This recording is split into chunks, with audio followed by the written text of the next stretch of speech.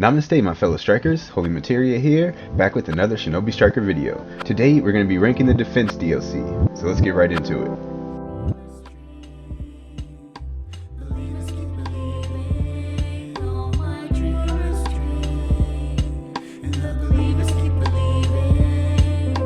Okay, so let me just start by saying that I wouldn't call any of the defense DLC bad. Like, I wouldn't say that they're all great the way the attack DLC are, but none of the defense DLC are bad. And really, I would say that each one has at least one move that's like really meta or like a really good move. So it's just because one of the DLC ends up lower on the list, it just means that the other ones are better, but it's not that any of them are necessarily bad. And this is more so than with the healer or with range type, because some of those are kind of not that great, but all the defense DLC are pretty solid. Okay, so let's get right into it. So coming in at number 7 on the list is Hazoran, the third Hokage. So just like he's the worst Kage, he's also the worst defense DLC. No, I'm just playing. I mean, he is the worst Kage though, but he's just not quite as good as all the other ones. The third Hokage has Earth-style Mud Dragon bullets, and he also has Dragon Flame Bomb, and then for his ult he has the Reaper Death Seal. Now, the Dragon Flame Bomb is one of the most used defense jutsu in the game, probably. It does good damage, it has good range, and it's unblockable, catches people on fire. So yeah, it's a really good move. So that would be the main reason to buy him for. The Mud Dragon is a cool jutsu. It's nice on base, and it can be nice on flag too, but it's not really useful, or it's not too useful on combat, and it's not really useful at all like in the pit. And then his ult seems good, like it's a one shot, it's not that hard to hit with, but it's kind of inconsistent, and it will one shot anybody though. But it's not really that useful. Like for a defense class, it's not really an ult that really works well. It doesn't really help your team if you're playing defense, so it's not all that useful outside the pit. And even then, it kind of takes too long to charge. You don't really see it all that often, but it's definitely not a bad ult. So yeah, like I said, he's not a bad DLC. He's just not as good as any of the other defense DLC. He also comes with the weapon and staff, which is dope, but you never get to see Enma, so it's not all that good. And yeah, and like most of them, he comes with his outfit and hair style and stuff like that. But yeah, he's just okay. He has one really, really good move, and the rest are just okay. So coming in at number 2, we have Jiraiya, also from the Season 1 DLC. And Jiraiya is definitely not bad, and like that's why I really gave that disclaimer at the beginning, because Jiraiya is coming in at number 6, I should say. Jiraiya. So yeah, even though he's number 6, he's still good, and mostly because Nito Jizo is one of the most seen jutsu in the game, one of the most meta jutsu, especially on base and flag. You see it all the time, but you can even use it on combat by using it like to get scrolls and stuff. So like that move is really good, really good. It's part of one of the cheesiest defense builds on base, that it's almost unstoppable unless you have like your whole build is centered around countering this cheese build. I won't mention what else is in the build because I don't want to promote it, but yeah, Nito Jizo is really good. His Toad Oil Bomb is okay. It's not one of the best jutsu in the game. You see it every once in a while, and it's good for like some niche builds, or if you have a team comp where you're trying to deny jutsu. I've seen people use it really well, but it's not like one of the better moves for defense types. And then his ult, Bring Down the House jutsu, it's also okay, especially on base or any game mode where people are grouped up. You don't see it all that often. It's one of my favorite ults personally. It's like my main defense ult whenever I play defense. But you don't really see it all that often just in general. It's probably not one of the best defense ults, but it's not bad though for sure. He also comes with like, as you can see, I use all kinds of Jiraiya stuff. I use his ult, his hairstyle that he comes with, his weapon, and I use all that stuff. So yeah, Jiraiya is one of my favorite defense DLC, but I would say that the other ones are better than him, that are going to be the next ones on this list. Okay, so coming in at number 5, we have Obito, and he is also from the first season. So yeah, I guess all the first season defense DLC is not quite as good as the newer seasons, which makes sense because season 1 wasn't really, that's probably the worst DLC season. Obito has 2 good, both of Obito's ninjutsu are good. So Flame Formation is one of the most meta, like when it comes to like high levels of play, like scrimming and like competitive play. That move is, pretty much every defense type will use that move in competitive game and competitive play. That's one of the most meta when it comes to like advanced players, but you don't really see it as much in just like normal play though, but it's really important in advanced play. And then Kamui is a good move. It's been a good move. It makes you invulnerable. You get a buff, an attack buff, so it's good on base or any kind of objective game mode, and it's also good on combat to keep yourself safe. You can avoid ults and all kinds of stuff. And his ultimate is not that great. Like, you can make it work, but it's got like it hits at like an awkward angle, so it has a weird hitbox. It's really inconsistent, but yeah, it's just not that great at all. So coming in at number 4, and this is just because of the recent buff to the ultimate, we have Boruto Karma. Before I would have said that he was a little bit lower on the list, but now with the buff to his ult, he's either like number 4, maybe even number 3.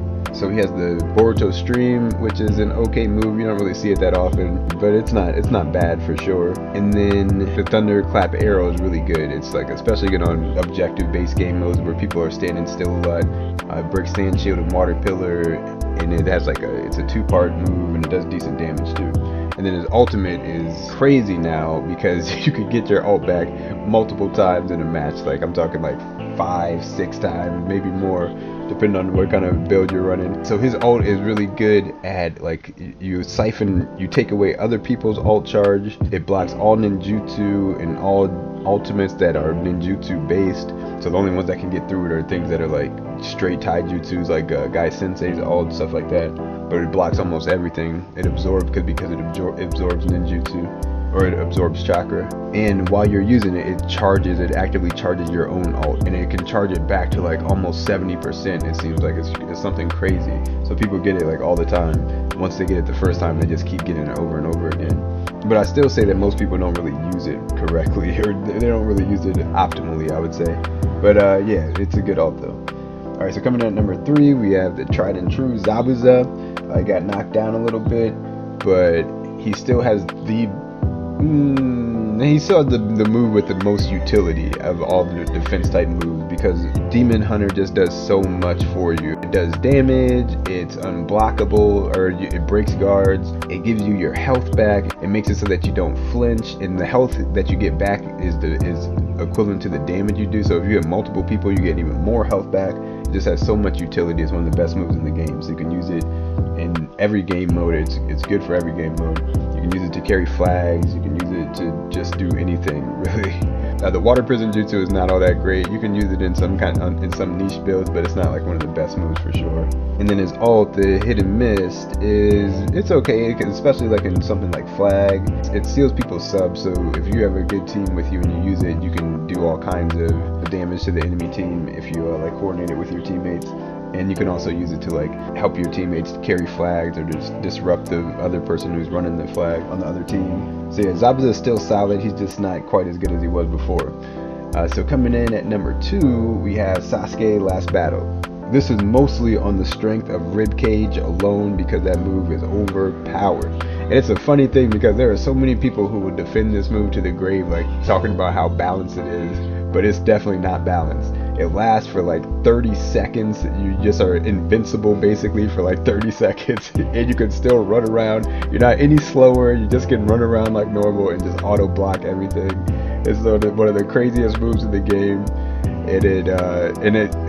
So I wanted to make this video after the meta kind of calmed down since Sasuke's come out, and there's been another patch since he's come out, and they didn't nerf it. They didn't, like, I don't think that they need to do anything besides make it not last quite as long, but they didn't do anything, so maybe they might not end up nerfing it, but we'll see. Hopefully what they do is that they'll nerf that move and then buff his ult, because they already tried to do a little buff, but it doesn't really change much. It's still not very good.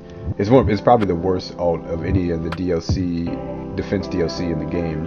It's just not very good, so we won't even really talk about that. And then his Rinnegan Chidori is it's a good move. I wouldn't say really good, but it's a solid move. It's fun to use. It has really good tracking, especially compared to the other Lightning Blade, Rasengan type of moves. It tracks way better than any of them.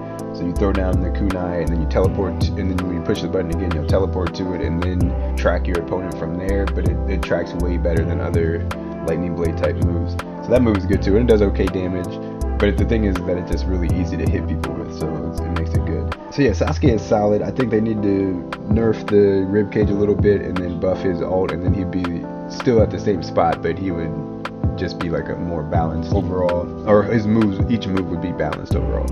Alright, so still coming in at number 1, we got Neji Hyuga. He is number 1 because he has the best move, the easiest move in the entire game.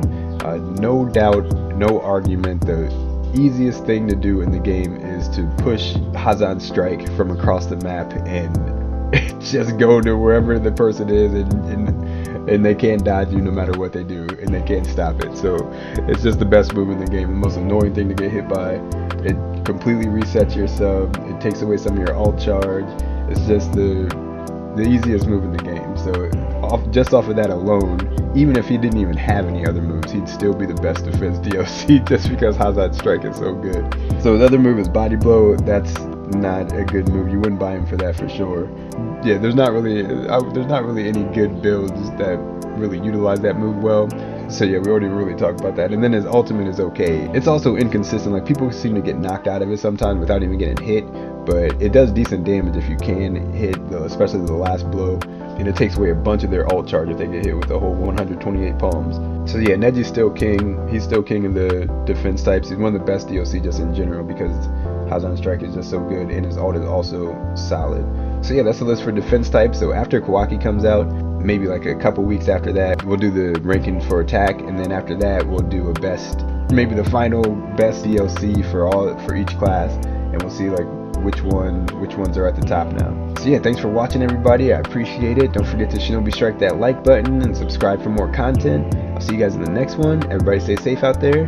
Peace and love.